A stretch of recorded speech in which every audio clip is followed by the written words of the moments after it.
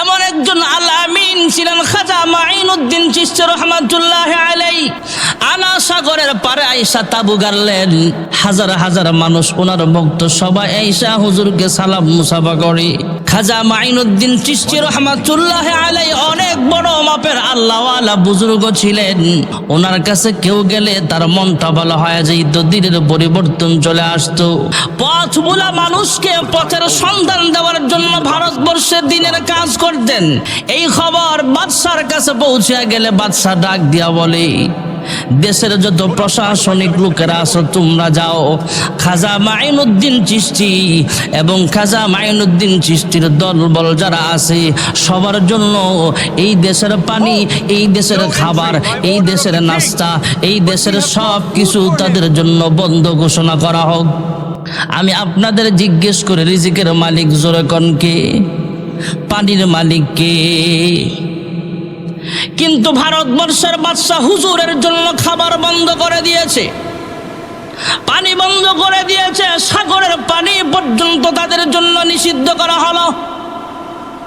খাজা মাইনুদ্দিন চিশতির কানে কানে ওনার একজন খাদেম আয়েশা বলে, হুজুর যেহেতু মুসলমানের সংখ্যা বেড়ে যাচ্ছে, কারণ খাজা মাইনুদ্দিন চিশতি লোকটা ছিলেন এমন যার চেহারার দিকে তাকায়া 90,000 হিন্দু কালেমা পড়ে মুসলমান হয়ে গেছে।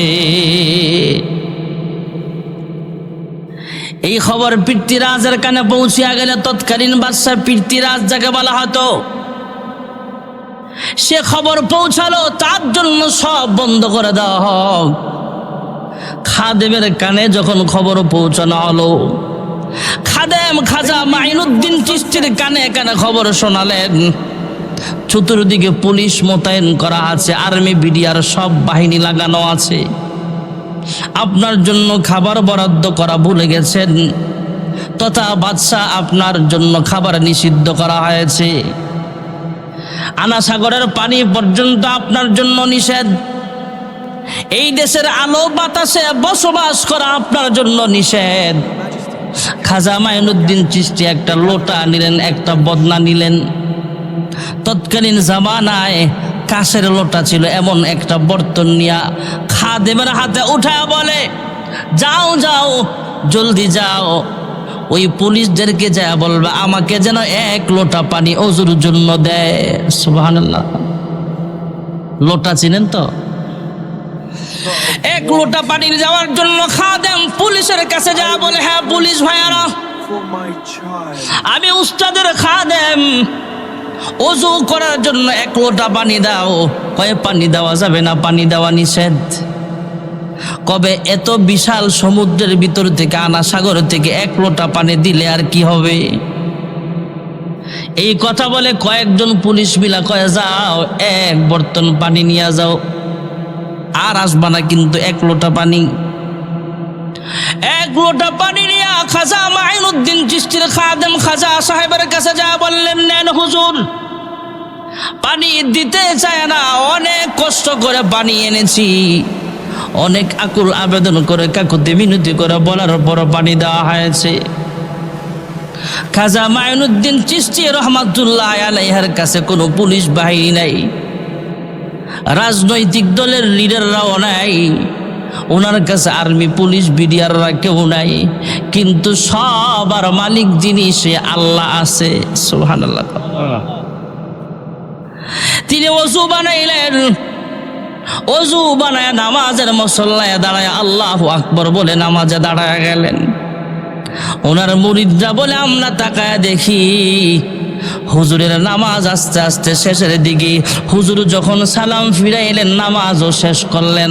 আনা সাগরের পানি শুকাইতে শুকাইতে নদীর তলা পর্যন্ত শুকায় গেছে। জোরে কোন সুবহানাল্লাহ। পানির মালিক কে? পানি বন্ধ করার মালিক আপনি কে? আমাদের দেশেও কিছু মানুষ ক্ষমতার বাহাদুরি দেখায়া, টাকার অহংকারী করে অনেক সময় এই জমিনটাকে ওলামাই কেরামের জন্য নিষিদ্ধ করবার চায়, এমন আছে না নাই? খাজা মাইনুদ্দিন চিশতি শুধু বাংলাদেশের না, পুরা ভারতবর্ষের বাদশা। কিপ্তিরাজের সাথে এই যুদ্ধটা করেছিলেন। ভারতবর্ষের বাদশা কিপ্তিরাজ সে সংবাদ পাঠালো, কি ব্যাপার, সাগরের পানি? কয় বাদশা, সাগরের পানি তো শেষ। ডাব গাছে উঠছে, ডাব পড়ে দেখে ডাবের ভিতরেও পানি নাই, টিউবওয়েলে পানি নাই, মোটরে পানি নাই। একজন আলেমের জন্য সব নিষিদ্ধ করবা, আবার আরামে পানি খাবা? আল্লাহ সব পানি বন্ধ করে দিছে। পৃথ্বীরাজ খবর পায়া পুলিশ পাঠাইছে, এই খাজা মাইনুদ্দিনকে অ্যারেস্ট করে নিয়ে আসো। পুলিশ আসছে, আইসা হুজুরের দিকে তাকাইছে, হুজুর কয় আও বসো। পুলিশ হুজুরের অ্যারেস্ট করতে আসছে, যখন মাটিতে বসছে, কয় অ্যারেস্ট করমুনে পড়ে, আগে বসি। হুজুর কি বলে, সম্মানিত মুরব্বী বলতেছে একটু বসি না, আগে বসছে। অ্যারেস্ট করছে আসছে হুজুর রে, মাটি তাদেরকে অ্যারেস্ট করে ফেলছে। সুবহানাল্লাহ। বাদশা মহোদয় অনেক অপেক্ষা করার পর আরো বেশি করে ফোর্স পাঠাইয়া দিল। কি ব্যাপার? পুলিশ পাঠাইলাম খাজা মাইনুদ্দিনকে অ্যারেস্ট করার জন্য, তারা কেন এলো না? যায় দেখে যে পুলিশ গেছে অ্যারেস্ট করার জন্য, এরা খাজা সাহেবের সামনে বৈশা বৈশা বয়ান শোনে। এই পুলিশগুলো দ্বারা কয় কি ব্যাপার, এরা বসে আছে কেন? আমরা যাই হুজুরকে অ্যারেস্ট করে নিয়ে আসবে, এরা বসে থাক। এরা সামনে গেছে, হুজুর ডাক দিয়ে কয় বাবা আমিও তো যেতে চাই, তবে তোমরা একটু বসো, একটু কথা শোনো। দ্বিতীয় বাহিনী যখন গেছে, এরা যখন বসছে, হুজুরকে গেছে জেলখানায় বন্দি করার জন্য, মাটি তাদেরকে অ্যারেস্ট করে ফেলছে। যেরকম সুবহানাল্লাহ। যারা যেখানে যে অবস্থায় বসছে, কোনো কথা নাই, ঘাড় ঘুরাবার ক্ষমতা নাই, সেখানেই অ্যারেস্ট।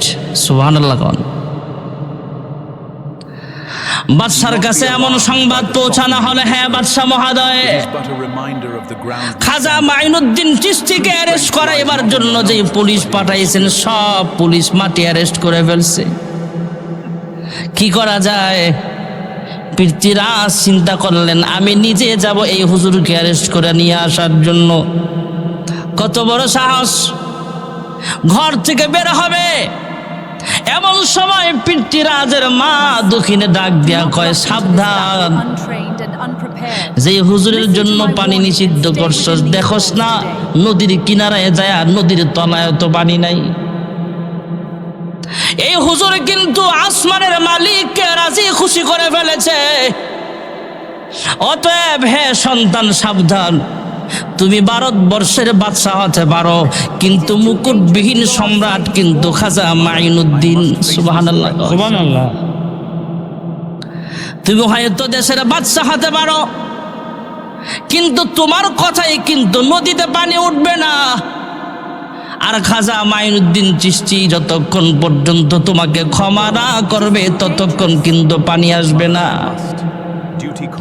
মায়ের কথা মাথায় রাইখা ওই দেশের বাদশা পৃথ্বীরাজ এবার খাজা মাইনুদ্দিন চিশতির কাছে গেলেন। যায় বলে, হ্যাঁ খাজা মাইনুদ্দিন চিশতি রে, আপনার কাছে মাফ চাই, ক্ষমা চাই, আমার ভুল হয়ে গেছে, অন্যায় হয়ে গেছে, আমি বুঝতে পারি নাই, আপনাকে চিনতে পারি নাই, আমাকে মাফ করে দেন, আর পানির ব্যবস্থা করে দেন। যেই পানি বদনা দিয়া লোটা দিয়া সাগর থেকে উঠায় আনছেন, সেই পানি আমাদেরকে ফেরত দেন। খাজা মাইনুদ্দিন চিশতি খাদেমকে ডাক দিয়ে কয়, খাদেম দেখতো পানি আছে কিনা। তাকায় দেখে ওযু করার পরও বর্তনের মধ্যে, লোটার মধ্যে অল্প একটু পানি আছে। খাজা মাইনুদ্দিন চিশতি ডাক দেয়া কয়, যাও যাও, এই পানিটা আনা সাগরের মধ্যে ঢেলে দাও। খাদেম ডাক দিয়া কয়, আমি যখন হুজুরের আদেশ মোতাবেক অবশিষ্ট ওযুর পানিটা বর্তনে যেটা ছিল, এই লোটার পানিটা নিয়া নদীর মধ্যে ঢাললাম, সাগরের মধ্যে ঢাললাম, সঙ্গে সঙ্গে তাকায় দেখি আনা সাগরের তলদেশ থেকে আস্তে আস্তে পানি উঠতে উঠতে আগের মতো ভরপুর হয়ে গেছে। যেরকম সুবহানাল্লাহ। অতএব সাবধান, দুর্নীতি করতে করতে, জুলুম করতে করতে যদি এমন একজন মুরব্বীর জুলুম করে ফেলেন, তাহলে কিন্তু পৃথ্বীরাজের মতো বাড়ে পড়ে যাইবেন। ঠিক না বে? ঠিক জোরে বলেন। আজ থেকে 700 বৎসর আগের ঘটনা ভাইয়েরা আমার। মক্কার পাগল, মদিনার পাগল আব্দুর রহমান জামি রহমাতুল্লাহ আলাইহি মক্কায় গেলেন, আল্লাহর ঘর তওয়াফ করলেন, সাফা মারওয়া সাই করলেন, মাথা মুন্ডালেন। হজ্জের কার্যক্রম শেষ হওয়ার পর মক্কায় ঘুমায়, মক্কায় খায়, জমজমের পানি খায়। মদিনায় যাবেন, কিন্তু মদিনায় যেতে পারছে না। তার কারণ হলো মদিনার এত প্রেম ওনার অন্তরের ভিতরে। কি নিয়ে যাবে? বন্ধু, বন্ধুর বাড়িতে কিছু না কিছু নিয়ে যায়। আব্দুর রহমান জামি চিন্তা করলেন, আমি কি নিয়ে মদিনাতুল মুনাওয়ারায় যাব? আল্লাহর হাবিব রাহমাতুল লিল আলামিনের রওজা আতহারের সামনে কি হাদিয়া নিয়ে যাব? কয়েকদিন পর্যন্ত ঘুমায় না, খাওয়া দাওয়া ঠিক মতো নাই। রাত্র জাগরণ থেকে থেকে আল্লাহর বান্দা আল্লাহর হাবিবের নামে কবিতা লিখতেছে। সুবহানাল্লাহ। যখন অনেকগুলো কবিতা একত্রিত হলো, এই কবিতাগুলো নিয়ে আল্লাহর হাবিবের কাছে যাবেন। আব্দুর রহমান জামি রহমাতুল্লাহ আলাইহি মক্কা থেকে প্রায় 5 থেকে 550 কিলোমিটার দূর মদিনাতুল মুনাওয়ারা। মদিনায় যাবেন, আল্লাহর হাবিবের রওজা আতহারের সামনে যায় সালাম দিবেন, এবং এই কবিতাগুলো আল্লাহর হাবিবের রওজা আতহারের সামনে যায় হাদিয়া পেশ করবে। সুবহানাল্লাহ কোন। এদিক দিয়ে দু জাহানের সরদার রাহমাতুল লিল আলামিন মদিনা রাষ্ট্রের বাদশাহকে স্বপ্নে দেখায়, হে মদিনার বাদশাহ, মদিনার পাগল মদিনায় আসতেছে, তাকে কিন্তু আসতে দেওয়া যাবে না। আব্দুর রহমান জামি নামে একজন পাগল মদিনায় আসতে চায়, কড়া নিরাপত্তার মাধ্যমে চতুর্দিকে পাহারাদারি লাগায়া দাও, কোনো ক্রমেই মক্কা থেকে আব্দুর রহমান জামি যেন মদিনায় ঢুকতে না পারে। মদিনাতুল মুনাওয়ারা ওই রাষ্ট্রের বাদশাহ যিনি ছিলেন, প্রথম দিন স্বপ্নে দেখার পরে মোটামুটি পাহারা লাগায়া দিলেন। প্রত্যেকটা স্টেশনে পুলিশকে মেসেজ দিয়া দিলেন, খবর পৌঁছায়া দিলেন, আব্দুর রহমান জামি নামে কোনো মানুষ পাসপোর্টওয়ালা বা আইডি কার্ডওয়ালা সে যেন ঢুকতে না পারে। তৎকালীন জামানায় ফিঙ্গারিংয়ের ব্যবস্থা ছিল না, তৎকালীন জামানায় চোখের ফিঙ্গারের ব্যবস্থা ছিল না, আঙ্গুরের ফিঙ্গারের ব্যবস্থা ছিল না। কি করবে, কেমনে চিনবে? দ্বিতীয় দিন আবার স্বপ্নে দেখায়, হে বাদশা, এখনো তুমি ঘুমাও। আব্দুর রহমান জামি কিন্তু মদিনার পথে রওনা হয়ে গেছে, কোনো ক্রমে যেন আব্দুর রহমান জামি মদিনায় ঢুকতে না পারে। তৃতীয় দিন আবার স্বপ্নে দেখাইলেন, হ্যাঁ মদিনার বাদশাহ, তোমাকে 2 দিন স্বপ্নে দেখানো হলো, এবার ভালোভাবে বলতেছি, আব্দুর রহমান জামি নামে যে লোকটা আছে সে কিন্তু মদিনার কাছাকাছি চলে আসছে, কোনোভাবেই যেন সে মদিনায় প্রবেশ করতে না পারে। এদিক দিয়ে আব্দুর রহমান জামি রহমাতুল্লাহ আলাইহি সংবাদ পাইলেন, যেহেতু বড় মদিনার পাগল, মক্কার পাগল, বড় একজন আল্লাহওয়ালা, তিনিও খবর পেয়ে গেলেন যে পাহারা বসায় দেওয়া হয়েছে। মদিনার আশপাশে যেদিক দিয়ে মক্কায় প্রবেশ পথ, প্রত্যেকটা পথে পথে নিরাপত্তা বাহিনী লাগায়া দেওয়া হয়েছে। আব্দুর রহমান জামি নামে যে লোকটা মক্কা থেকে আসতে চায় সে যেন মদিনার এরিয়ার ভিতরে ঢুকতে না পারে। চতুর্দিকে পাহারা বসায়া দিল। এই খবর আব্দুর রহমান জামির কানেও পৌঁছিয়া গেছে। আব্দুর রহমান জামি তিনি অনাছুর বান্দা, তিনি বললেন, দেখি আমার কেমনে আটকায়, আমিও মক্কা থেকে মদিনায় হিজরত করেছি, যেহেতু আমি অবশ্যই মদিনায় ঢোকার চেষ্টা করব। হঠাৎ করে দেখলেন একটা বাণিজ্যিক কাফেলা মদিনার পথে রওনা। বাণিজ্যিক কাফেলার সর্দারের কাছে যা বললেন, নাও তোমাকে অনেকগুলো টাকা তোমাকে বকশিশ দিলাম। কয় আমাকে তুমি কেন বকশিশ দাও? কয় বিনিময়ে আমার একটা কাজ করতে হবে। কয় কি কাজ? কয় তোমার ব্যবসায়িক সামানা নিয়ে মদিনায় যাচ্ছ? কয় হা। ব্যবসায়িক সামানা বস্তায় ভর্তি করে মদিনায় যাচ্ছি। কয় একটা বস্তা খালি করো, একটা বস্তা খালি করে সেই বস্তার ভিতরে আমাকে ঢুকায়া দাও, আর বাকি মালের বস্তার সাথে আমাকেও রেখে দাও, বস্তার ভিতরে বন্দি করে আমাকে মদিনা পর্যন্ত পৌঁছায়া দাও। যেরকম সুবহানাল্লাহ। আব্দুর রহমান জামি মদিনায় অবশ্যই যাওয়ার চেষ্টা করছেন। এদিক দিয়ে মদিনার পুলিশ, আর্মি, র্যাব, ব্যাটালিয়ন বাহিনী সব দলবল নির্বিশেষে সবাই একত্রিত হয়ে ঠেকাও। সরকারি দলের যত লোক আছে সবাই মিলে আব্দুর রহমান জামিকে ঠেকায়া দিবে। মদিনাতুল মুনাওয়ারা থেকে মদিনার বাদশা আওয়াজ তুইলা দিছে, যে যেখানে পাও সেখান থেকে তাকে আটকায়া দিবা। আল্লাহর হাবিব 3 দিন আমাকে স্বপ্নে দেখাইছে আব্দুর রহমান জামি নাকি মদিনার বর্ডারের কাছাকাছি চলে আসছে, কোনোভাবে যেন সে মদিনার ভিতরে ঢুকতে না পারে। এবার চিরুনি অপারেশন শুরু করে দিল। যত মানুষ ঢুকে প্রত্যেকটা মানুষকে চেক করে, যত মালের গাড়ি ঢুকে প্রত্যেকটা মাল চেক করে, যত ব্যবসায়ী কাফেলা আছে সব বাহিনী, সব ব্যবসায়ী কাফেলাকে চেক করা হয়। চেক করতে করতে করতে করতে হঠাৎ করে পেয়ে গেলেন অনেক বস্তা আছে মালের, এর ভিতরে একটা বস্তার ভিতরে আব্দুর রহমান জামি লুকিয়ে আছে। যেরকম সুবহানাল্লাহ। Reveal yourself. আব্দুর রহমান জামির সাথে কোন রকম মদিনার বাদশা মোটামুটি খারাপ ব্যবহারই করেছেন, ভালো ব্যবহার করে নাই। কারণ বাদশা তো ক্ষমতার একটা আলাদা গরম আছে। সে ডাক দিয়া কয়, তুমি কেন মদিনায় ঢুকতে চাও? মদিনার বাদশা তথা মদিনাতুল মুনাওয়ারায় যিনি শুয়ে আছেন, আল্লাহর হাবিব রাহমাতুল লিল আলামিন আমাকে 3 দিন পর্যন্ত স্বপ্নে দেখাইছি তুমি যেন মদিনায় ঢুকতে না পারো, অতএব তুমি মদিনা থেকে বের হয়ে যাও, তোমাকে মদিনায় প্রবেশ করতে দেওয়া হবে না। মদিনা থেকে বের করে দেওয়া হলো। চতুর্থ দিন রাতের বেলা আল্লাহর হাবিব আবার স্বপ্ন যুগে আসলেন। স্বপ্নে বাদশাকে ধমক দিয়া বলে, হ্যাঁ মদিনার বাদশা, আমি তোমাকে আব্দুর রহমান জামির সাথে খারাপ ব্যবহার করার জন্য বলি নাই। আব্দুর রহমান জামি কোনো অপরাধী নয়। আব্দুর রহমান জামি হলো আমার পাগল, মক্কার পাগল, মদিনার পাগল। সে মদিনায় আসার আগে অনেকগুলো কবিতা লিখেছে আমার নামে। সে যদি আইসা আমার রওজা আতহারের সামনে দাঁড়ায়া কবিতাগুলো পড়তে পারতো, তাহলে আমার ওয়াজিব হয়ে যাইতো রওজা থেকে উঠে তার সাথে দেখা করা। যেরকম সুবহানাল্লাহ। আব্দুর রহমান জামি যেমন মদিনার পাগল, মক্কার পাগল, আমাদের দেশেও অনেক মানুষ আছে মক্কার পাগল, মদিনার পাগল, আছে না নাই? টাকা নাই তো কি হয়েছে, আল্লাহর কাছে বেশি বেশি দোয়া করলে আল্লাহ তাআলা অবশ্যই পৌঁছায়া দিতে পারে কি পারে না?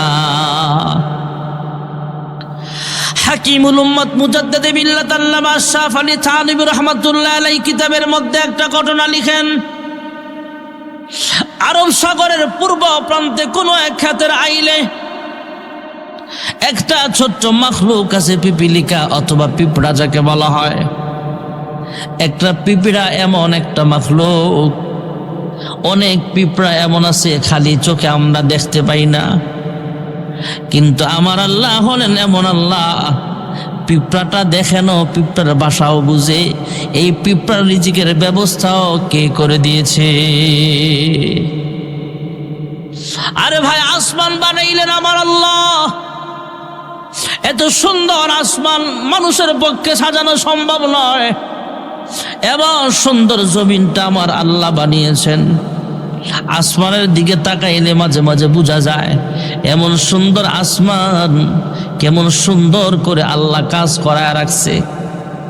বিশেষ করে যারা বিমানে সফর করেছেন, এই বিমানটা যখন 5,000 ফুট উপরে চলে যায়, 10,000 ফুট উপরে চলে যায়, 15,000 ফুট উপরে চলে যায়, তখন দেখা যায় নিচের ঘর বাড়ি না দেখা গেল, উপরের মেঘমালা দেখা যায়, বড় বড় পাহাড়ের মতো বরফ দেখা যায়। ভাইয়েরা আমার, বন্ধুরা আমার, উপরে মেঘমালাগুলো পাহাড়ের মতো মনে হয় উপরে আরেকটা দুনিয়া আমার আল্লাহ সাজায় রাখছে। যেরকম সুবহানাল্লাহ। আল্লাহর আসমান দেখতে কত সুন্দর যে আল্লাহ আসমান বানিয়েছেন। জমিনটা কত সুন্দর, আসমানের রং ধরুন 7 রং দেখতে কত সুন্দর।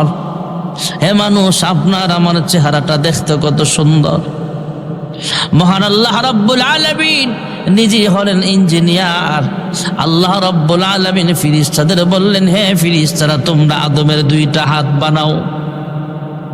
আয় আল্লাহ, আদমের হাত 2টা কেমনে বানাবো? এমনে এমনে বানাও। আয় আল্লাহ, আদমের 2টা পা কেমনে বানাবো? এইভাবে এইভাবে বানাও। আদমের 2টা পা কেমনে বানাবো? এইভাবে বানাও। চোখগুলা এমনে বানাও। কিন্তু যখন চেহারা বানাইবার সময় আসলো, ফেরেশতারা ডাক দিয়া জিজ্ঞেস করলেন, ওগো পরওয়ারদিগার আলম, আদমের হাত বানাইলাম আপনার হুকুম অনুযায়ী, আপনি যেইভাবে বললেন বডি বানাইলাম, পা 2টা বানাইলাম, এবার চেহারা বানাতে হবে। কেমনে বানাইলে আপনি খুশি হবেন একটু আমাদেরকে জানায়া দেন। মহান আল্লাহ রাব্বুল আলামিন কুদরতি আওয়াজ দিয়া ডাক দিয়া কয়, হ্যাঁ ফেরেশতারা রে, আবার মহাব্বতের মাখলুক মানুষের চেহারা তোমরা বানাইলে হবে না, আমি আল্লাহ নিজ কুদরতি হাত দিয়ে আদমের চেহারা বানাবো। মহান আল্লাহ রাব্বুল আলামিন কুদরতি হাত দিয়া ডইলা ডইলা আদমের চেহারা বানালেন। এবার মহান আল্লাহ তাআলা 4টা কসম খেয়েছেন, ওয়াত্তিনি ওয়াজ্জাইতুন ওয়া তুরি সিনিন ওয়া হাদাল বালাদিল আমিন।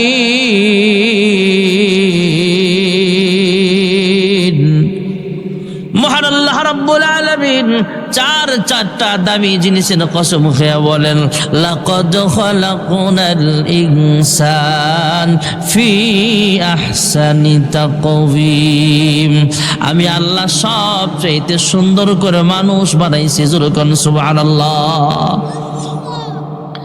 হে মানুষ, আপনার আমার চেহারা দেখতে কত সুন্দর, গাছের ফুল দেখতে কত সুন্দর, সমুদ্র সৈকত দেখতে কত সুন্দর, পাহাড়ের ঝর্ণা দ্বারা দেখতে কত সুন্দর, নদী নালা দেখতে কত সুন্দর, খাল বিলের মাছ দেখতে কত সুন্দর, গাছ গাছালি দেখতে কত সুন্দর।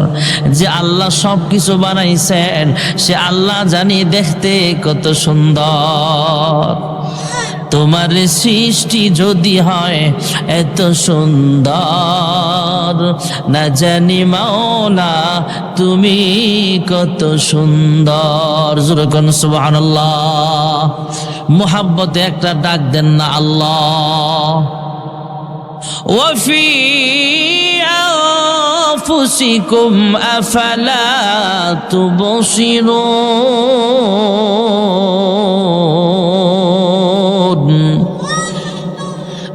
আমি যদি 3.5 হাত বডি নিয়ে চিন্তা করি তাহলে মালিকের তালাশ পাওয়া যায়। সুবহানাল্লাহ বলে। একটা চোখ, ছোট্ট একটা চোখ, ছোট্ট একটা জায়গা, এর ভিতরে আল্লাহ কত পাওয়ার দিচ্ছে। একটা জিহ্বা দুনিয়াতে যত স্বাদ আছে সবগুলো স্বাদ সে প্রমাণ করতে পারে। এটা টক, এটা ঝাল, এটা হালকা টক, এটা হালকা ঝাল, এটা ঝাল বেশি, এটা মিষ্টি, এটা কররা মিষ্টি, এটা হালকা মিষ্টি, এটা তিতা, সব স্বাদ জিহ্বা বলে দিতে পারে। এ একটা মিটার, থার্মোমিটার কে বানাইছে? জিহ্বাটা গবেষণা করলেই তো আল্লাহকে পাওয়া যায়। যেই কথাটা বলতেছিলাম ভাইয়ারা আমার, আমরা তো বড় মাখলুক, আমাদের চাইতে বড় বড় মাখলুক আসেনি?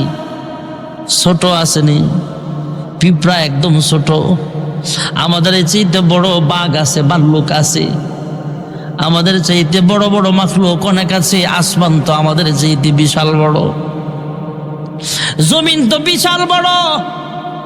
তাছাড়া জীব জন্তু এমন আছে, সমুদ্রের মাছ এমন আছে যে মাছগুলো একাই আমরা এখানে যারা আছি একটা শ্বাস টান দিলে আমাদের মতো এমন 1000 মানুষ গিলে ফেলতে পারবে।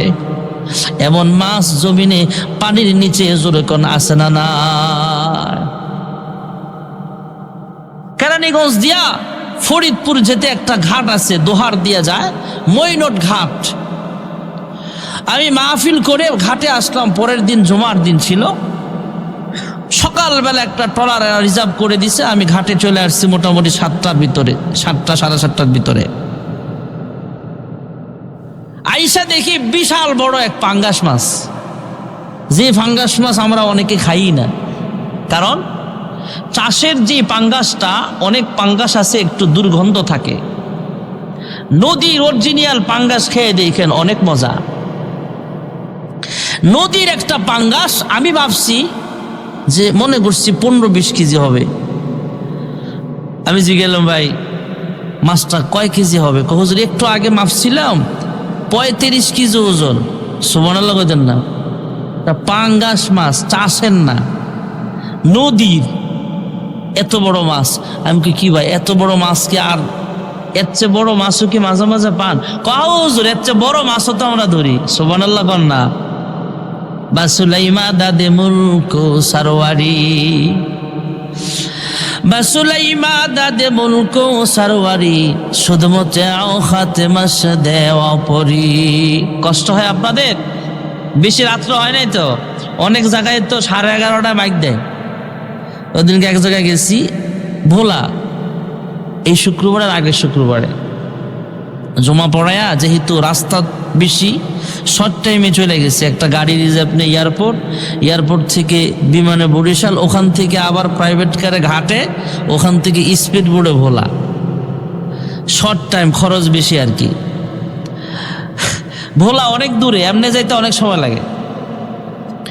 তো ভোলাও চতুর্দিকে নদী, ওখানেও বড় বড় মাছ আছে। তো ওখানে যাই বয়ানে গেলাম, আমার বয়ানে বসাইছে অনেক রাত্রে। আরেক জায়গায় গেলাম সাতক্ষীরা, 11:15টায় বয়ান দিছে। ময়মনসিংহ এলাকায় তো 11:30টার নিচে বয়ান দেয় না।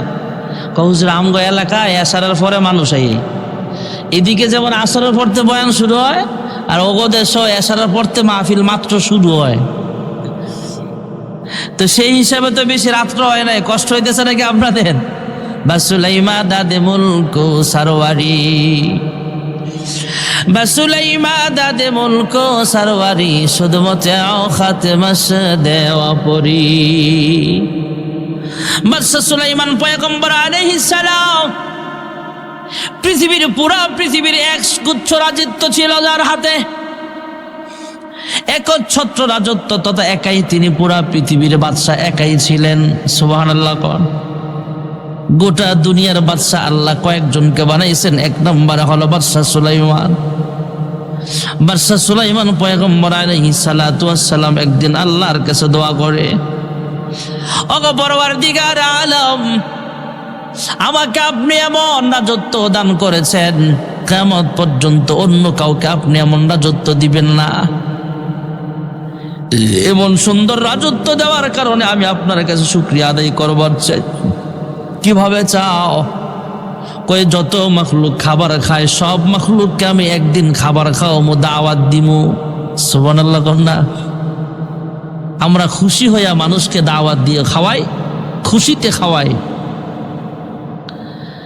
বাদশা সুলাইমান বলতেছে, আমার এত বড় রাজত্ব আপনি দিছেন, আমিও শুকরিয়া টান সব মাখলুককে একবেলা খাওয়ামু। সুবহানাল্লাহ কন। প্রথম বলে একদিন খানা খাওয়াবো। আল্লাহ ডাক দেয়া বলে, হে বাদশা সুলাইমান, তুমি ঠিক আছো, রাজা বাদশা, তোমার আমি আল্লাহ বানাইছি, বাদশাহী দান করেছি, কিন্তু রিজিকের রশি কিন্তু আমি আল্লাহর হাতে, রিজিকের মালিক কিন্তু তোমরা নও। রিজিকের মালিক জোরে বলেন একমাত্র কে?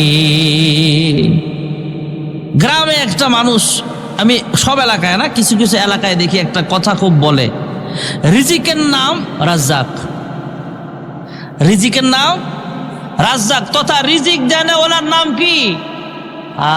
রিজিক দে রাজ্জাক। ইন্নাল্লাহা হুয়ার রাজ্জাকু যুল কুওয়াতিল মাতিন।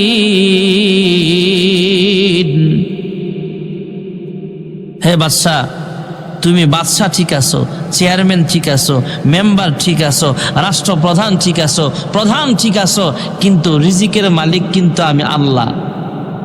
সুবহানাল্লাহ কন্যা? রিজিকের মালিক যদি আমাদের দেশের প্রধানমন্ত্রীর হাতে থাকতো, তাইলে আওয়ামী লীগ সারা যত লোক আছে কেউ খানা পাইতো? বিএনপি যখন ক্ষমতায় ছিল তখন যদি বিএনপির হাতে যদি রিজিকের ভাগ বন্টন আল্লাহ দিয়া দিত তাহলে আওয়ামী লীগের কেউ খাওয়ান পাইতো? রাষ্ট্রপ্রধান ঠিক আছে, চেয়ারম্যান ঠিক আছে, মেম্বার ঠিক আছে, রিজিকের ঠিকাদারি আপনাকে আমাকে আল্লাহ দেয় নাই। যত দুর্ভিক্ষ থাক, এক সময় পৃথিবীর জমিনের মানুষ দ্রব্যমূল্যের দাম কম ছিল, এরপরও মানুষ খাইতে পায় নাই, ভাতের মার খাইছে, আডার যাও খাইছে। আসেনি এক সময় মুরব্বীরা জিগায় দেখেন, কিন্তু তখন দ্রব্যমূল্যের দাম কম ছিল, এরপরও মানুষ না খেয়ে রয়েছে। এখন দ্রব্যমূল্যের দাম কম না বেশি? আগে মানুষ আধা কেজি তেল নিত, 1 কেজি তেল নিত, এখন দিয়ে 5 লিটার লইয়া যায়। সাহস কত বড় দেখছেন?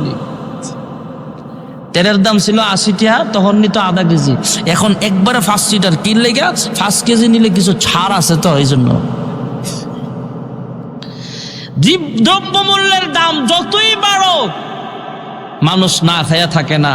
মানুষ বাড়ছে, দ্রব্যমূল্যের দাম কমুক বাড়ুক, এটা পৃথিবীর একটা কালচার, কিন্তু রিজিকের মালিক তো আল্লাহ। আল্লাহ মানুষে না খাওয়ায় রাখে না। আগের চাইতে মানুষ কম খায় না, বরং বেশি খায়। না খায়া মরছে মানুষ আগে, এখন খাইয়া মরে। বেশি খাইতে খাইতে ডায়াবেটিস হয়, প্রেসার হয়। রিজিকের মালিক কে? হ্যাঁ বাদশা সুলাইমান, তোমাকে রিজিকের ঠিকাদারে আমি আল্লাহ দেই নাই, রিজিকের মালিক আমি আল্লাহ। বাদশা সুলাইমান ডাক দেয়া বলে, আল্লাহ এরপরও এক বেলা খাওয়ার অনুমতি দেন। কয়ে তুমি পারবা না, তারপরও তোমাকে দিলাম, অনুমতি দিলাম, যা পারলে খাওয়াও। বাদশা সুলাইমান পয়গম্বর আলাইহিস সালাম মানুষ দিয়া নয়, শক্তিশালী জিন জাতি কিনিয়া খাবার পরিবেশন করবে। নদীর কিনারায় বড় বড় পাতিলার ভিতরে রান্না করে পাতিলা ভরে যখন রেখে দেয়, মহান আল্লাহ পাতিলা গুলোর হটপট বানায় দিছে, ফ্রিজ বানায় দিছে, নষ্ট হয় না, গরমটা ঠান্ডাও হয় না। জোরে কোন সুবহানাল্লাহ। মাসের পর মাস খাবার রান্না করার পরে এক সময় বাদশা সুলাইমান তিনিও যেহেতু একজন মানুষ, তিনি আন্দাজ করতে পারলেন যত মাখলুকাতের মেহমানদারি করব এই খাবার হয়ে যাবে। আল্লাহর কাছে অনুমতি চাই, আল্লাহ কোন মাখলুককে আগে খাওয়াবো, মানুষকে না জিনকে, নাকি অন্য কোন মাখলুককে আগে খাওয়াবো? আল্লাহ ডাক দিয়া কয়, যেখানে খাবার রান্না করেছ এর আশপাশে যারা আছে তাদেরকে আগে খাওয়াও। সুবহানাল্লাহ। না, সমুদ্রের কিনারায় যদি রান্না হয়ে থাকে তাহলে সমুদ্রে কারা আছে? জোরে কোন না। বাদশা সুলাইমান ডাক দিয়া কয়, হে সাগরের মাছ, তোমরা খাবার খাইতে আসো। আমাদের মানুষের মতো পারাপারি করে নাই। বড় বড় মুরব্বী মাসারা ডাক দিয়া কয়, যা সবাই না যাস, একজন দুধ পাঠায়া দাও, খবর নিয়ে আইবা কেমন রান্না হয়েছে, স্বাদ কেমন হয়েছে। তুমিও পেট ভরে খাইয়া আসবা, খবরটাও নিয়ে আসবা। যদি খাবার মজা হয় তাহলে যাবো, নাইলে ঘুমায়া থাকবো। সুবহানাল্লাহ। না, আমরা মানুষ তো বিরিয়ানির প্যাকেট আনতে গিয়া, চামচ নাই, আমরা তো বিরিয়ানির প্যাকেট আনতে যাই পারাপারি কইরা হাত ভেঙ্গেলা পা ভেঙ্গেলা। কয়েক বছর আগে জাকাতের কাপড় আনতে গিয়ে একজন মারা গেছে পাওয়ার তলে বইরা। আর মাছেরা এত হাহুতাশ করে না, এরা ডাক দিয়া কয়, খবর নিয়ে আয় রান্না কেমন হয়েছে। সুবহানাল্লাহ। না, সব মাছ যায় নাই, বড় কোনো মাছও যায় নাই, ছোট্ট একটা মাছ পাঠায় দিছে, যাও তুমি খাবার খেয়ে আসবা। রান্নার স্বাদ কেমন হয়েছে খাবার, সেই খবরটাও নিয়ে আসবা। আয়োজনটা কেমন, আমরা গেলে আমাদের পেট ভরে খাবার দিতে পারবে কিনা সেটাও দেখে এসো। সুবহানাল্লাহ। না, ছোট্ট একটা মাছ পাঠায় দিলেন, যদিও ছোট, এদের ভিতরে হয়তো ছোট, কিন্তু মাছটা ছিল অনেক বড়।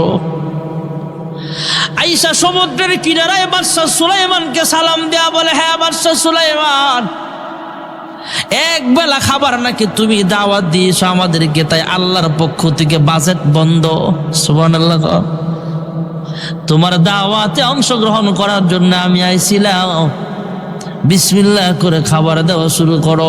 বাদশা সুলাইমান পয়গম্বর জিন শাহিদারকে ডাক দেয়া বলে, যাও খাবার দাও। জিন শাহিদাররা যখন বড় বড় পাতিলার ভিতরে বড় বড় চামচ দিয়া খাবার দেয়, বাদশা সুলাইমান মাছের মুখ দেখা ডাক দিয়া কয়, কিসের চামচ দিয়া দেশ? পাতিলা থেকে সরাসরি ঢাল। সুবহানাল্লাহ। না কির সামিজ দা দেশ? সামিজে তুলাইব দেওস না, কত বড় মুখ। সুবহানাল্লাহ। কন্যা বিয়া বাড়ি দেখবেন কিছু মানুষ খাওয়াইয়া এমন পাওয়া যায়, মাছের মতো না হোক, মোটামুটি 3-4 টেবিলে মিল্লা এক প্লেট বা মানে এক বল গুস্ত শেষ করতে পারে না। আর কিছু পোলা পানের আলাদা বসি খাবারের লেগা, এই গুস্ত লইও। শাহিদারে দেখে বল খালি, এই কি খাবার দিচ্ছে, তাড়াতাড়ি আরেকটা আনো। এখন আছে না নাই? বাদশা সুলাইমান আন্দাজ বুইলা ফেলছে, ডাক দিয়া কয়, হ্যাঁ শাহিদার, চামচ দিয়ে লাভ নাই, পাতিলা ঢালো। পাতিলা থেকে সরাসরি ডালতেছে, খাবার ডালতেছে, কয় আর এক পাতিল দে। এমন দিতে দিতে দিতে দিতে তাকা দেখে বাদশা সুলাইমান, তাকায় দেখলেন সব পাতিলা দিলেও আর বড় মাছটা ঠোঁট যে এইভাবে ছড়াইছে, একসাথে করে না। সুবহানাল্লাহ করেন না? এই যে ঠোঁট খুলছে, হা এমনই করেছে। বাদশা সুলাইমান ডাক দিয়া কয়, কি রে মাছ, এতগুলো খাবার দিলাম, তুই এখনো মুখ ঠোঁট একসাথে করস না কেন? এখনো হা করে তাকায় আসত। মাছ ডাক দিয়া কয়, হে বাদশা সুলাইমান, যা খাবার দিছো এটা এখনো পাইবে আছে, পেটে যায় নাই। বা সুলাইমা দাদে মুলক সারওয়ারি, বাসুলাইমা দাদে মুলক সারওয়ারি, সুদমতে খাতে মাস দেওয়া পরি। বাদশা সুলাইমান সেজদায় পড়ে আল্লাহর কাছে কান্দে, এ আল্লাহ, তুমি কেমন মাছ বানাইলা গো খোদা? যেই মাছ ডাক দিয়া কয়, হে বাদশা সুলাইমান, তুমি আমাকে দাওয়াত দিয়েছো, এখনো আমাকে পেট ভরে খাবার খাওয়াইতে পারো নাই, আমি কিন্তু আল্লাহর কাছে বিচারে দিব। আল্লাহ গো, বাদশা সুলাইমান দাওয়াত দিয়া ঠিক মতো খাওয়ান দেয় নাই। সুবহানাল্লাহ। কন্যা বাদশা সুলাইমান পয়গম্বর সেজদায় পড়ে আল্লাহকে ডাক দেয়, আল্লাহ, আমি পুরা পৃথিবীর বাদশাহ হতে পারি, আমি বাংলাদেশের রাষ্ট্রপ্রধান হতে পারি, আমি পৃথিবীর বাদশাহ হতে পারি, কিন্তু রিজিকের মালিক আমি নয়, রিজিকের মালিক একমাত্র তুমি আল্লাহ। রিজিকের মালিক জোরে বলেন কি? যেই কথাটা বলতেছিলাম, ছোট্ট একটা পিঁপড়া, মনে আসেনি? ছোট্ট একটা মাখলুক। অনেক পিঁপড়া আছে আমরা খালি চোখে দেখতে পাই না, এই পিঁপড়াটারও জবান দিয়েছেন আল্লাহ, খাবারের মতো শক্তিও দিয়েছেন আল্লাহ। এই পিঁপড়ারও কিন্তু পেট আছে, এই পিঁপড়ার খাবার লোড করার জন্য মুখ আছে, আবার খাবার আনলোড করার মতো আল্লাহ তাআলা সেই অঙ্গ প্রত্যঙ্গ তাকে দান করেছেন। হাত আছে, 5 হাতার মতো ক্যাপাসিটি আছে, 2টা চোখও আল্লাহ দিয়েছে, যদিও আমরা তাকে দেখি না, কিন্তু এটাও একটা মাখলুক। এই ছোট্ট পিঁপড়ার রিজিকের মালিকটাও কিন্তু কে? আরব সাগরের পূর্ব প্রান্তে কোনো এক পিপিলিকা ক্ষেতের আইলের মধ্যে দাঁড়ায় বলে, হে আল্লাহ, হজ্জের মৌসুম চলতেছে, পৃথিবীর বিভিন্ন জায়গা থেকে তোমার দাওয়াতি মেহমানগণ আল্লাহর ঘরে যাবে। লাব্বাইক লাব্বাইক বলে বলে তোমার ঘরে হাজিরা দেওয়ার জন্য যায়। আমি পিঁপড়া হলে কি হবে, আমারও মন চায় 2টা চোখ দিয়া তোমার ঘর দেখতে। সুবহানাল্লাহ জোরে কয় না রে? দোয়া করে কে? পিঁপড়া। দোয়া করে কে? পিঁপড়ায় দোয়া করে, আল্লাহ, মানুষ চায় তোমার ঘর তওয়াফ করতে, আমি একটা পিঁপড়া, কিন্তু আমার মন চায় 2টা নয়ন দিয়া 2টা চোখ দিয়া তোমার ঘর দেখবো। সাহেল সে লাগা দে মুঝে ইশকো কো সফিনা, साहिल से लगा दे मुझे इश्कों को सफीना, दिखला दे मुझे मंजर मक्का ও मदीना। হাকিমুল উম্মত লিখেন, পিঁপড়ার জবান আল্লাহ খুলে দিলেন। পিঁপড়া ডাক দেয়া বলে, আল্লাহ, আমি 2টা চোখ দিয়া তোমার ঘর দেখতে চাই।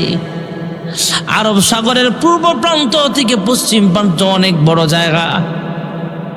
আল্লাহ রাব্বুল আলামিন মক্কাতুল মুকাররমায় অনেক কবুতর আছে, যেখানে কবুতরের মাঠও বলা হয়, এমন মাঠও আছে যেখানে হাজার হাজার কবুতর দেখা যায়। কবুতরের মধ্যে আল্লাহ তাআলা একটা কবুতর পাঠায় দিলেন, হ্যাঁ কবুতর যাও যাও পূর্ব প্রান্তে যাও, উঠতে উঠতে নির্দিষ্ট জায়গায় যায় তুমি ল্যান্ড করবা, নামবা। আরব সাগরের উপর দিয়া উঠতে উঠতে কবুতর, এই কবুতরটা উঠতে উঠতে নির্দিষ্ট একটা ক্ষেতের আইল তথা ক্ষেতের লাইল, যেই জমিনের পাশে পিঁপড়াটা হাঁটাহাঁটি করতেছে আর আল্লাহর কাছে দোয়া করতেছে মক্কায় যাবে, ওই ক্ষেতের আইলের মধ্যে এই কবুতরটা যখন ল্যান্ড করছে, নামছে। বাংলাদেশ এয়ারপোর্টে যেমন সৌদি আরব থেকে আরবিয়া, সৌদি আরবিয়ার যেমন বিমানগুলো বড় বড় বিমান ল্যান্ড করে আমাদেরকে নেবার জন্য, হজ্জের সফরে নেবার জন্য, আল্লাহ তাআলা ইবরাকে নেওয়ার জন্য একটা কবুতর পাঠায় দিলেন। কবুতরটা ক্ষেতের আইলের মধ্যে যখন ল্যান্ড করলেন, এবার মহান আল্লাহ তাআলা পিঁপড়াকে ডাক দিয়া কয়, হে পিঁপড়া, তোমার সামনে যে কবুতরটা আছে এটা কিন্তু সাধারণ কোনো কবুতর নয়, এটা কিন্তু বাইতুল্লাহ শরীফের কবুতর। হ্যাঁ পিঁপড়া, তুমি যদি আমার ঘর দেখতে চাও, কবুতরের পা ঝড়ায় ধরো, আমি আল্লাহ বিমান দিয়ে আমার দাওয়াতি মেহমানগুলোকে আমার ঘরে পৌঁছায় দেই। আমি আল্লাহ আমার দাওয়াতি মেহমানগুলোকে জাহাজ দিয়ে পৌঁছায় দেই, আমার দাওয়াতি মেহমানগুলো গাড়ি দিয়ে পৌঁছায় দেয়। আর আমি আল্লাহ হেরাম শরীফের একটা কবুতর তোমার কাছে বিমান হিসেবে পাঠায় দিলাম। আমার ঘর যদি দেখতে চাও তাহলে কবুতরের পা দুইটা ঝড়ায় ধরো, কবুতরের পা ঝড়ায় ধরে এর পাখার নিচে তুমি লুকায় যাও। আমি আল্লাহ তাআলা কবুতরটাকে বিমান বানায়া কিছুক্ষণের মধ্যে তোমাকে বাইতুল্লাহর সামনে হাজির করে দেব।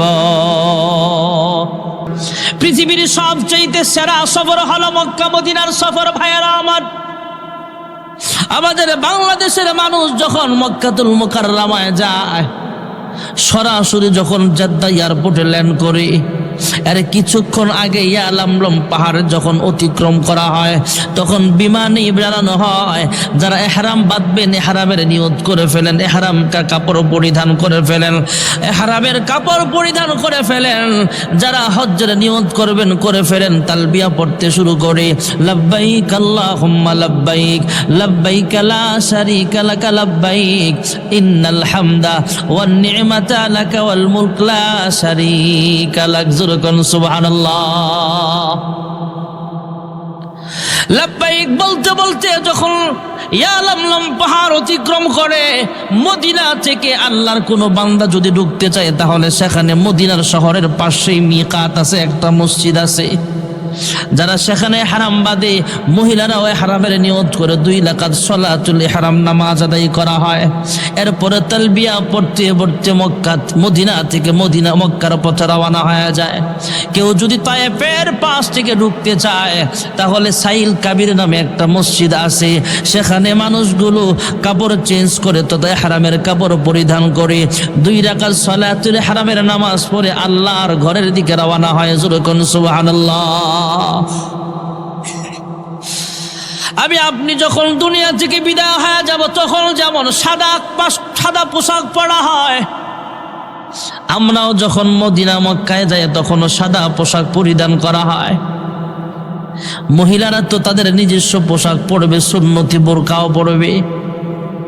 আমাদের দেশের অনেক মহিলারা এমন আছে চেহারাটা খোলা রাখে, এরা মনে করে হজে গেলে মনে হয় চেহারা খোলা রাখলে গুনাহ হয় না। মক্কায় আল্লাহর ঘর তওয়াফরত অবস্থায়ও আমাদের মহিলারা সেখানে গুনাহ করতেছে, চেহারা খোলা হজ করতেছে, তওয়াফ করতেছে। অনেক মুআল্লিমরাও কিচ্ছু বলে না, অথচ চেহারা ঢেকে রাখা তো ফরজ।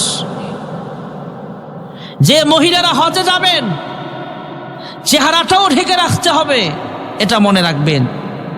ওখানের সিস্টেমটা ভিন্ন, এই জন্য আপনি চেহারা খোলা রাখবেন এটা জায়েজ নাই। হজ করতেছে লক্ষ লক্ষ টাকা দিয়া, 5 লাখ টাকা দিয়া হজে যায়, চেহারা খোলা, তাওয়াফের মাঠেও গুনাহ করতেছে। ভাইয়েরা আমার, বন্ধুরা আমার, সাদা ইহরামের কাপড় পরিধান করে যখন আল্লাহর ঘরে রওনা হয়ে যায়, যারা জীবনে শুধু সাদা কাপড় পরে নেয় তাদেরকে বোঝানো সম্ভব হবে না। একটা হলো সাদা পাঞ্জাবি পরলাম, সাদা পাগড়ি পরলাম, যেমন গতকালকে আমার ড্রেস ছিল সাদা, সাদা কোটি, সাদা পাগড়ি, সাদা পাঞ্জাবি, এটা হতে পারে, এটা এক জিনিস। কিন্তু সেলাই ছাড়া দুইটা কাপড়, সাদা কাপড় কিন্তু এক জিনিস না। যখন কোনো মানুষ ইহরামের কাপড় পরে, আমি নিজেও প্রথম যখন পড়েছিলাম তখন মনে হয়েছিল দুনিয়াটা কিচ্ছু না, মনে হচ্ছে আমি মরে গেছি।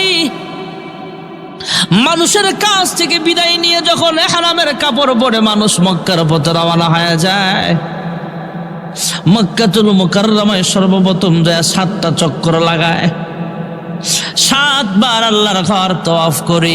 আর আল্লাহর ঘর যখন প্রথম যেদিন মানুষ দেখে, আল্লাহর নবী বিশ্ব নবী রাহমাতুল লিল আলামিন বলেন, উম্মত যখন তুমি আল্লাহর ঘর সর্বপ্রথম দেখবা, তখন আল্লাহর কাছে যা দোয়া করবা, আল্লাহ তোমার দোয়া সঙ্গে সঙ্গে কবুল করিয়া নিবে।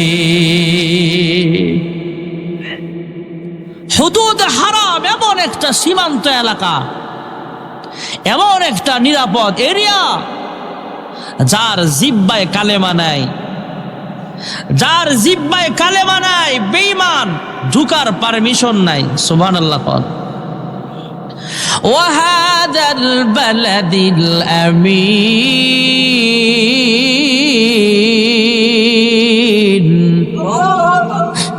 এটা একটা নিরাপদ শহর ভাইরা আমার। যারা বেঈমান তাদের ঢুকার কোনো পারমিশন নাই, যারা ঢুকবে এটা শুধু মুসলমানদের এরিয়া, সেখানে বেঈমান ঢুকতে পারবি না।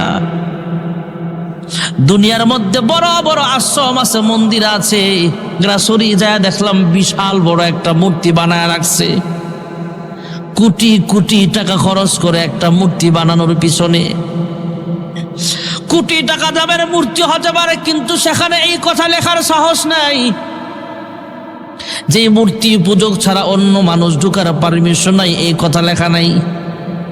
ভারতে বড় বড় মূর্তির আশ্রম আছে, গির্জা আছে, কোথাও এই কথা লেখা নাই হিন্দু ছাড়া কেউ ঢুকবে না। একমাত্র মুসলমানদের সবচেয়ে বড় কলিজা মুসলমান হুদুদে হারামের চতুর্পাশে সাইনবোর্ড লাগায়া দিছে, যার জিহ্বায় কালেমা নাই, বেঈমানের জন্য আল্লাহর ঘরের এরিয়ায় ঢুকার পারমিশন নাই। যেরকম সুবহানাল্লাহ। জেদ্দায় বসবাস করে স্বামী আর স্ত্রী, রাতের বেলা একজন আরেকজনকে ডাক দিয়া বলে, হ্যাঁ স্বামী আমার। দুজন হিন্দু, একজন স্বামী আরেকজন স্ত্রী। বেঈমান মূর্তি পূজক দুইজন একজনকে আরেকজনে ডাক দিয়া কয়, হ্যাঁ স্বামী, আমরা বেঈমান হতে পারি, কিন্তু যেহেতু মক্কার কাছাকাছি এলাকায় আমরা থাকি, মক্কা থেকে সর্বোচ্চ 100 কিলোমিটার হবে জেদ্দা, এত কাছে আমাদের বসবাস, আমাদের মন চায় মক্কাতুল মুকাররমাটা এক নজর দেখতে। জোরে কোন সুবহানাল্লাহ। মুসলমান না হিন্দু? বেঈমান মূর্তি পূজক, সেও আল্লাহর ঘর দেখবার চায়। স্ত্রী যখন বলে দেখবার চাই, স্বামী ডাক দিয়া কয়, হে বিবি রে, মক্কাতুল মুকাররমার বর্ডার এমন একটা বর্ডার, যেখানে এরিয়াটা হলো এমন, যার জিহ্বায় কালেমা নাই সে ঢুকার পারমিশন নাই। স্ত্রী ডাক দিয়া কয়, স্বামী আমার কাছে একটা পরামর্শ আছে। সুবহানাল্লাহ। কি পরামর্শ? কয়, আপনি যে মুসলমান না হিন্দু আপনার শরীরে তো লেখা নাই, আমি হিন্দু না মুসলিম আমার গায়েও তো লেখা নাই, আমি মুসলমান মহিলাদের মতো, আমার কপালে এখন সিঁদুর আছে, সিঁদুরটা আমি সরাইয়া ফেলবো, মুসলমান মহিলাদের মতো সুন্দর বোরকা পরিধান করব। কেউ যদি জিজ্ঞেস করে তাহলে মুসলমানের নামটাই বলবো, হিন্দু পরিচয় দিব না। সুবহানাল্লাহ। তৎকালীন জামানায় ফিঙ্গারিং এর আইন ছিল না, সিসি ক্যামেরার ব্যবস্থাও ছিল না। স্বামী আর স্ত্রী একজন আরেকজনকে ডাক দিয়া কয়, এইভাবে যদি আমরা ঢুকি, আপনি আমার স্বামী যেহেতু পুরুষ মানুষ, আপনিও মুসলমানদের মতো ইহরামের কাপড় পরিধান করে মুসলমানের নাম ধারণ করেন। কেউ জিজ্ঞেস করলে মুসলমানের নাম বলবেন, আমিও মুসলমান মহিলাদের মতো চলাফেরা করব, দুজন মক্কায় যাব, যদিও আমরা হিন্দু, তারপরও আল্লাহর ঘর দেখবার চাই। যেরকম সুবহানাল্লাহ। ভাইরা আমার, বন্ধুরা আমার, পরবর্তীতে দুইজন স্বামী স্ত্রী পৃথিবীবাসীকে জানায়া দিলেন, আমরা মাগরিবের নামাজের কাছাকাছি সময় মক্কায় প্রবেশ করলাম। হালকা অন্ধকার। মাগরিবের আগে বা পরে যখন মক্কার ভিতরে আমরা ঢুকলাম, মানুষের ভিড় একটু কম ছিল। আমরা যখন মক্কার এরিয়ায় ঢুকলাম, আমাদের প্রথম নজরটা যখন আল্লাহর ঘরে পড়েছে, আমাদেরকে কেউ তাশকিল করে নাই, আমাদেরকে কেউ দাওয়াত দেয় নাই। আমরা শুধু ইহরামের কাপড় পরলাম, মুসলমান মহিলাদের মতো পোশাক পরলাম, মুসলমানের নাম ধারণ করলাম, আল্লাহর ঘর দেখার উদ্দেশ্যে আল্লাহর ঘর খানায় কাবার সামনে গেলাম। আল্লাহর ঘর আমাদের চোখে পড়ার সঙ্গে সঙ্গে আমাদের দিল থেকে জবান দিয়ে বের হয়ে গেছে, লা ইলাহা ইল্লাল্লাহু।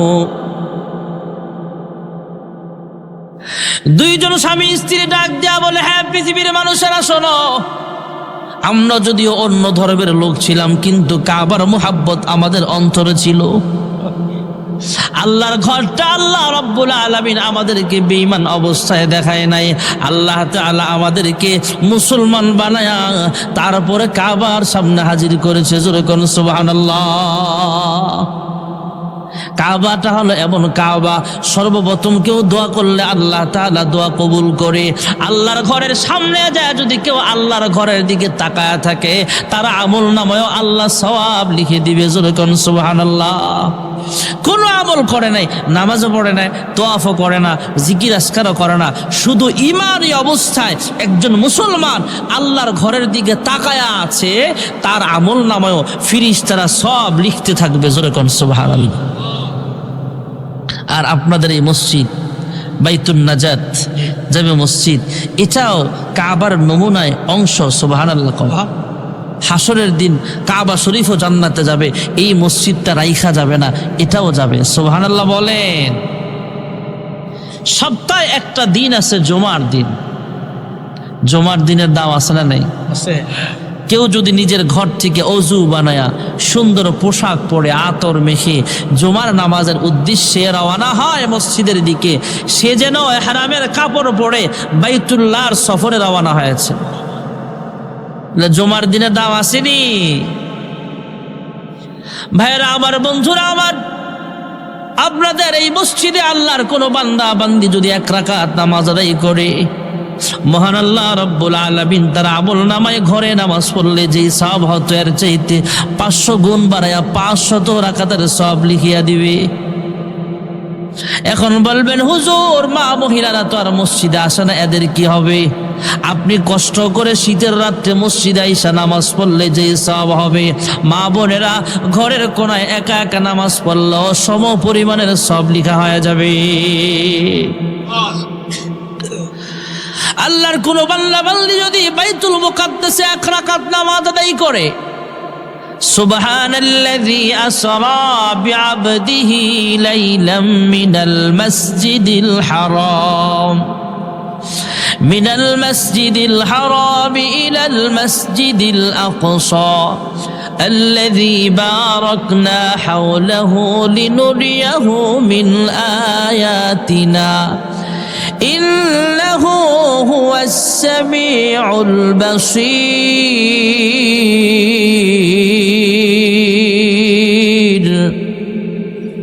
বাইতুল মুকাদ্দাস মসজিদ এমন একটা জায়গা ভাইয়েরা আমার, যেখানে আপনার আমার নবী বিশ্ব নবী রাহমাতুল লিল আলামিন মেরাজের রজনীতে সেখানে গেলেন। জিবরাইল আমিনও সঙ্গে আছেন। বাইতুল মুকাদ্দাসে ঢুকলেন, তাকায়া দেখেন আদম থেকে ঈসা রূহুল্লাহ আলাইহিমুস সালাম পর্যন্ত সমস্ত নবীরা সেখানে আছেন। কিন্তু সামনের ইমামতির জায়গাটা এখনো খালি দেখা যায়। জিবরাইল আমিন পয়গম্বরের কানে কানে শোনায়া দিলেন, ওগো আল্লাহর হাবিব, আদম থেকে ঈসা নবী পর্যন্ত সমস্ত নবীদেরকে মহান আল্লাহ রব্বুল আলামিন বাইতুল মুকাদ্দাসে একত্রিত করেছেন আপনার ইমামতিতে 2 রাকাত নামাজ আদায় করার জন্য। ইমামুল আউয়ালিন আল আখিরিন বাহরে সাদাকা রাহমাতুল লিল আলামিন শুধু ওয়াজুদাস রাহমাতুল লিল আলামিন মসজিদে ও শুধু হামারো এ জমিন। যেই মসজিদে সমস্ত নবীরা নামাজ আদায় করেছিলেন সেই মসজিদের নাম বাইতুল মুকাদ্দাস। এই মসজিদে আকসা আল্লাহর কোন বান্দা বান্দি যদি 1 রাকাত নামাজ আদায় করে তার আমলনামায় 25,000 রাকাতের সব লেখা হয়ে যাবে। সুবহানাল্লাহ কোন নাকি আর জোরে কোন। আল্লাহর কোন বান্দা যদি মসজিদে নববীতে নামাজ আদায় করে, যেই মসজিদের পাশে শুয়ে আছেন আল্লাহর হাবিব দু জাহানের সরদার রাহমাতুল লিল আলামিন, আল্লাহর হাবিবের পাশে শুয়ে আছেন আবু বকর সিদ্দিক, পাশে শুয়ে আছেন হযরত ওমর ইবনুল খাত্তাব রাদিয়াল্লাহু তাআলা আনহু। 2 সাথীকে পাশে নিয়ে হায় ঘুমিয়ে আছেন নিঝুম নিরালায়, সারা দাও রাসূলুল্লাহ রওজা পাকের কিনারে। আল্লাহর হাবিব যেখানে শুয়ে আছেন এর পাশে যে মসজিদে নববী আছে সেই মসজিদে নববীর দাম অনেক ভাইয়েরা আমার। মসজিদে নববীতে আল্লাহর কোন বান্দা বান্দি যদি 1 রাকাত নামাজ আদায় করে তার আমল নামায় মহান আল্লাহ রাব্বুল আলামিন 50,000 রাকাতের সওয়াব লিখিয়া দিবে। মক্কাতুল মুকাররমা, মদিনাতুল মুনাওয়ারা, মদিনার মসজিদ থেকে একটু দূরে কয়েক কিলোমিটার দূর একটা মসজিদ আছে, মসজিদে কুবা। আল্লাহর হাবিব রাহমাতুল লিল আলামিন মদিনায় হিজরত করার পরে যে গোত্রের মাঝে সর্বপ্রথম অবস্থান করেছিল, যেখানে মদিনার সর্বপ্রথম মসজিদ বানানো হয়েছিল, সেই মসজিদের নাম হলো মসজিদে কুবা। দু জাহানের সরদার হুজরা খানা থেকে ওযু বানায়া মসজিদে কুবায় যায় কয়েকদিন পর পর সেখানে যাইতেন এবং সেখানে 2 রাকাত নামাজ আদায় করতেন। আর হাদিস শরীফে আল্লাহর হাবিব জানায়া দিলেন, হ্যাঁ উম্মত, কিয়ামত পর্যন্ত আমার কোন উম্মত যদি এই মসজিদে আইসা 2 রাকাত নামাজ আদায় করতে পারো, তোমার আমল নামায় মহান আল্লাহ তাআলা একটা কবুল উমরা করার সওয়াব লিখিয়া দিবে। এটা যেমন একটা জামে মসজিদ। আল্লাহর হাবিব রাহমাতুল লিল আলামিন মক্কা ছেড়ে মদিনায় হিজরত করার পর সর্বপ্রথম প্রায় 100 সাহাবায়ে কেরামদের নিয়ে একটা মসজিদে জুমা আদায় করেছিলেন, যে মসজিদের নাম বর্তমানে মসজিদে জুমা। সুবহানাল্লাহ। ওই মসজিদের দাম আল্লাহর কাছে অনেক বেশি। আরেকটা মসজিদ আছে, মসজিদে সাবা মাসানি বলা হয়। খন্দকের যুদ্ধে 7 ভাগে সাহাবায়ে কেরাম 7 জায়গায় পরিশ্রম করেছিল। ওই 7টা মসজিদের নামে একটা বিশাল বড় মসজিদ বানানো হয়েছে, সাবা মাসানি। আরেকটা মসজিদ আছে মদিনায়, মসজিদে জিল কাবলাতাইন, 2 কাবলাওয়ালা মসজিদ। সুবহানাল্লাহ বলেন। আল্লাহর হাবিব রাহমাতুল লিল আলামিন মক্কা থেকে মদিনায় যাওয়ার পর আল্লাহর হুকুমে অনেক দিন পর্যন্ত বাইতুল মুকাদ্দাসকে কিবলা বানায়া নামাজ পড়ে, কিন্তু কখন জানি আল্লাহ আবার হুকুম করবে মক্কাকে কিবলা বানাতে। সেই আশা মনের ভিতরে আছে, সেই আশা প্রতীক্ষায় আছে, আল্লাহর হাবিব অপেক্ষায় আছে। মক্কার জন্য মন কান্দে। একদিন আসরের নামাজের সময় নামাজ পড়তেছিলেন, পাশে সাহাবায়ে কেরামও ছিলেন। সাহাবায়ে আজমাইন মুসল্লি, আল্লাহর হাবিব হলেন ইমাম। আসরের নামাজের ফরজ জোরে বলেন কয় রাকাত? কয় রাকাত? 2 রাকাত শেষ, আর কয় রাকাত আছে? 2 রাকাত নামাজ আদায় করে ফেলেছিল ইমাম সাহেব মুসল্লিদেরকে নিয়ে। আর 2 রাকাত বাকি আছে, এমন সময় ফাওয়াল্লি ওয়াজহাকা শাতরুল মসজিদিল হারাম, আল্লাহ রাব্বুল আলামিন জিবরাইল আমিনকে পাঠিয়ে দিলেন। নামাজের ভিতরে 2 রাকাত নামাজ আদায় করেছিলেন বাইতুল মুকাদ্দাসকে কিবলা বানায়া। জিবরাইল আমিন 2 রাকাত নামাজ আদায় করার পরে জিবরাইল আমিনের আগমন, আয়েশা আল্লাহর হাবিবের সিনাটা ঘুরাইয়া দিয়া বলে, বাকি 2 রাকাত পড়বেন আল্লাহর ঘর তথা খানায় কাবা বাইতুল্লাহকে কিবলা বানায়া। যখন সুবহানাল্লাহ। ওই মসজিদের নাম জুল কিবলাতাইন। ভাইয়েরা আমার, মসজিদে নামাজ পড়ে সাহাবায়ে কেরাম বের হয়ে গেলেন। এদিকে যায় কিছু লোক, এদিক যায় কিছু লোক, কারণ সব মসজিদে একসাথে জামাত হয় না। আল্লাহর হাবিবের পিছনে যারা নামাজ পড়েছে মসজিদে জুল কিবলাতাইন, এরা যখন নামাজ শেষ করে বের হয়েছে, অন্য মসজিদের পাশে দিয়া যখন যায়, আওয়াজ শুনতে পায় মুসল্লিরা এখনো নামাজ পড়তেছে ইমামের নেতৃত্বে। বিভিন্ন মসজিদে আলাদা আলাদা, যেহেতু ইমাম নামাজের টাইমটাও ভিন্ন হয়, হয়তো এই মসজিদে আগে পড়ে ফেলেছে, অন্য মসজিদে পরে জামাত চলতেছে। যায় যখন দেখে এখনো পর্যন্ত সেই মুসল্লিরা বাইতুল মুকাদ্দাসকে কিবলা বানায় নামাজ পড়তেছে, ইমামতিতে নামাজ পড়তেছে ইমাম সাহেব আর মুসল্লিরা। আর সাহাবায়ে কেরাম যারা আল্লাহর হাবিবের পিছনে 2 রাকাত নামাজ পড়েছেন বাইতুল মুকাদ্দাসকে কিবলা বানায়া, এরপরে আল্লাহর হুকুম জারি হয়ে গেলে বাকি 2 রাকাত পড়েছেন বাইতুল্লাহ শরীফকে কিবলা বানায়া। এরা যখন রাস্তা দিয়া যায় জোরে জোরে আওয়াজ করে বলে, হ্যাঁ ইমাম সাহেব, হ্যাঁ মুসল্লিরা, আল্লাহ তাআলা কিবলা ঘুরাইয়া দিছে, আমরা 2 রাকাত পড়েছি বাইতুল্লাহ শরীফকে কিবলা বানায়া, পরের 2 রাকাত তোমরাও কিবলা ঘুরাইয়া নাও। যেখানে যেখানে সাহাবায়ে কেরাম আওয়াজ করে বলেছে, সঙ্গে সঙ্গে সব মসজিদের কিবলা পরিবর্তন করে বাইতুল্লাহকে কিবলা বানায়া ফেলছে। জোরে কোন সুবহানাল্লাহ। যেই মসজিদটাতে কিবলা পরিবর্তন হয়েছিল সেই মসজিদের নাম মসজিদে জুল কিবলাতাইন, তথা 2 কিবলাওয়ালা। যারা গেছেন অবশ্যই দেখেছেন। আল্লাহ সবাইরে যাওয়ার তৌফিক দাও, জোরে কোন আমিন। যারা যাবেন দেখবেন এখানে একদিকে মেহরাব, সেখানে 2 দিকে মেহরাব, একটা বাইতুল মুকাদ্দাস, একটা বাইতুল্লাহর দিকে। সুবহানাল্লাহ, জোরে কোন। ভাইয়েরা আমার, বন্ধুরা আমার, আরেকটা মসজিদ হলো খানায়ে কাবা। যেই কথাটা প্রথমেই বলেছিলাম, আমরা মুসলমান পশ্চিম দিকে ফিরা নামাজ পড়ি, বললেও পশ্চিম দিকে চেহারাটা থাকে। এটা হলো বাইতুল্লাহ কিবলা যাকে বলা হয়, কাবা যাকে বলা হয়। সরাসরি সামনে রাইখা সেখানে যদি আল্লাহর কোনো বান্দা বান্দি নামাজ পড়ে, ঘরে পড়লে যেই সওয়াব, মসজিদে পড়লে সওয়াব বেশি, বাইতুল মুকাদ্দাসে আরো বেশি, বাইতুল তথা মদিনাতুল মুনাওয়ারায় আরো বেশি সওয়াব। আর আল্লাহর কোনো বান্দা বান্দি সরাসরি কাবাকে সামনে রেখে যদি 1 রাকাত নামাজ আদায় করে, মহান আল্লাহ রব্বুল আলামিন তার আমল নামায় 1 লক্ষ রাকাতের সওয়াব জমা করে দিবে। সাহেল সে লাগা দে মুঝে ইশক কো সফিনা,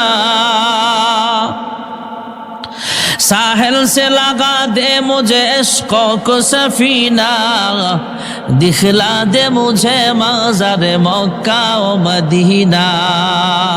আল্লাহ সবাইকে যাওয়ার তৌফিক দাও, জোরে কোন আমিন।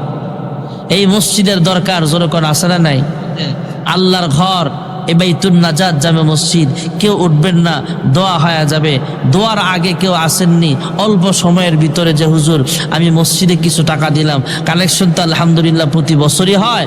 তো কামা বারাকতা আলা ইব্রাহিম ওয়া আলা আলি ইব্রাহিম ইন্নাকা হামিদুম মাজিদ। দোয়া হয়ে যাক। হুজুররা আপনি দোয়া করেন, মুরব্বী আপনি দোয়া করেন। ভাই টাকা টুকা পরে গুনতে পারবেন না, হিসাব দেওয়া লাগে না? না, তাইলে পরে গুইনেন, দোয়া হয়ে যাক। আপনারা কেউ দোয়া করেন।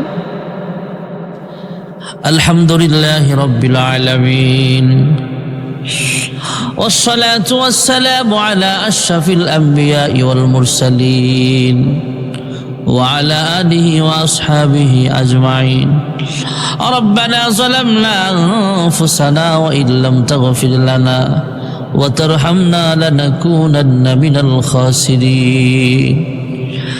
ইয়া রাব্বাল আলামিন, ইয়া আকরামাল আকরামিন, গো মালিক, গভীর রজনীতে তাহাজ্জুদের সময় কাছাকাছি চলে আসছে। আমরা কতিপয় গুনাহগার তোমার শাহী দরবারে দুইটা হাত উঠায়া দিলাম। আয় আল্লাহ, যা কিছু আলোচনা হয়েছে ভুল ভ্রান্তি মার্জনা করে আর হাদিয়া লক্ষ কোটি গুণ বাড়াইয়া বিশ্ব নবীর রওজা ছাড় সোনার মদিনায় সবুজ রঙের গম্বুজের নিচে পৌঁছিয়ে দাও। ইয়া রাব্বাল আলামিন, তাকে উসিলা করে বাবা আদম আলাইহিস সালাম থেকে এই দোয়া পর্যন্ত যত মুমিন মুমিনাত যারা পরিমাণ ঈমান নিয়ে কবরের বাসিন্দা হয়ে গেছে প্রত্যেকের কবরে আর হাদিয়াগুলো পৌঁছায়া দাও। আয় আল্লাহ, খাস করে আমরা যারা হাত বাড়াইলাম জানি না কে জানি মা দুঃখিনে হারাইয়া প্রাণের আব্বা জান হারায়া এতিমের মতো হাত বাড়াইছে গো আল্লাহ। জানি না গো মালিক, কার মা বাবার কবরে জাহান্নামের সাপ কামড়াইতেছে। জানি না গো আল্লাহ, কার আম্মা আব্বার কবরে জাহান্নামের আগুন দাও দাও করে জ্বলতেছে। গো মালিক, তাদের পক্ষ থেকে মাফ চাই। আজকের এই আখিরে মুনাজাতের উসিলায় তাদের কবরগুলো জান্নাতের বাগান বানায় দাও। রব্বির হামহুমা কামা রব্বায়ানি সগীরা। আয় আল্লাহ, যারা টাকা দিয়া পয়সা দিয়া সুপরামর্শ দিয়া এমন জান্নাতের বাগানের আয়োজন করেছে প্রত্যেকের মনের নেক আশাগুলো পূরণ করে দাও। আয় আল্লাহ, এই মসজিদ সহ পৃথিবীতে যত মসজিদ মাদ্রাসা আছে শিক্ষা প্রতিষ্ঠান আছে সমস্ত হাজাত তুমি গাইবি খাজানা থেকে পূরণ করিয়া দাও। আমাদের সকলকে 5 ওয়াক্ত নামাজি বানাও। মা বোনদেরকে পর্দা নিশিনা আবেদা জাহেদা সালেহা বানায়া দাও। অনেক ছেলে মেয়ে আছে বিবাহের উপযুক্ত, আয় আল্লাহ তুমি নেককার পাত্র পাত্রের ব্যবস্থা করিয়া দাও। আয় আল্লাহ, অনেকের বিবাহ হয়েছে কিন্তু সন্তান হয় না। ওগো মালিক, তুমি সন্তান দেওয়ার মালিক। আয় আল্লাহ, নেক সন্তানের বাবা মা হিসেবে কবুল করিয়া নাও। আমাদের প্রত্যেকটি সন্তান কোরআনী শিক্ষায় শিক্ষিত হয়ে পিতা মাতা ও সমাজের খেদমত করার তৌফিক দান করে দাও।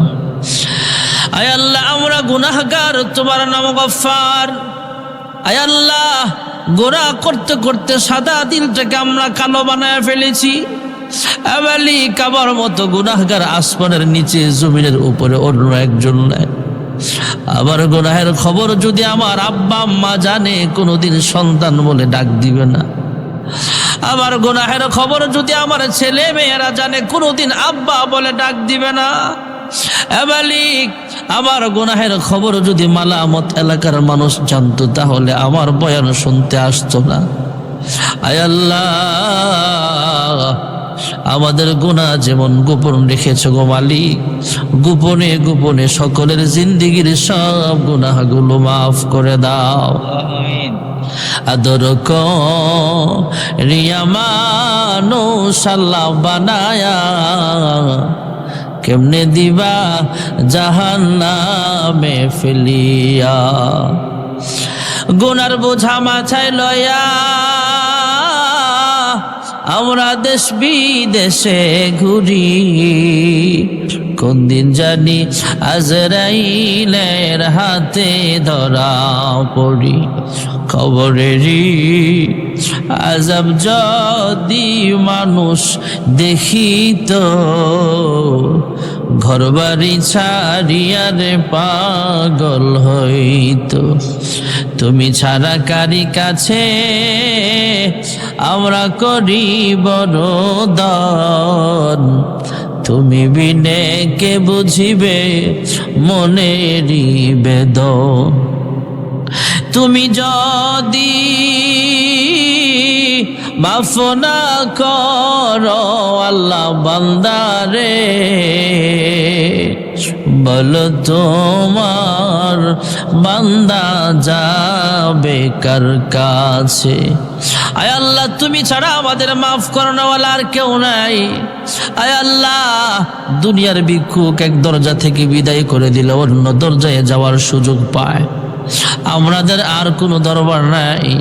একমাত্র তোমার দরজার ভিখারি আমরা, ফিরাইয়া দিও না, সকলের জিন্দিগির সব গুনাহ খাতাগুলো মাফ করিয়া দাও।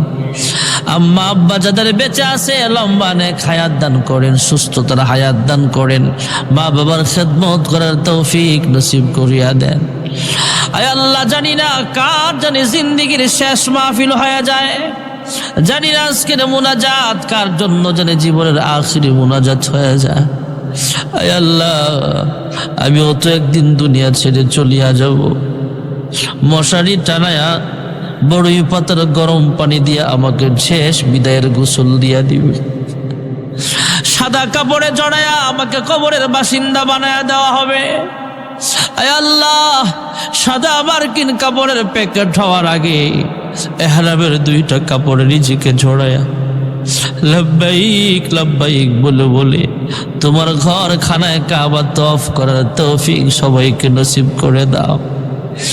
আয় আল্লাহ, মক্কার মানুষ কত ভাগ্যবান, মদিনার মানুষ কত ভাগ্যবান, মন চাইলে মক্কাতুল মুকাররমায় চলিয়া যায়, মদিনার মানুষ মন চাইলে মদিনাতুল মুনাওয়ারায় চলিয়া যায়। আমরা কপাল পোড়া ৬০০০ কিলোমিটার দূরের মানুষ, কিন্তু মন চায় বারবার মক্কা মদিনায় যাইতে।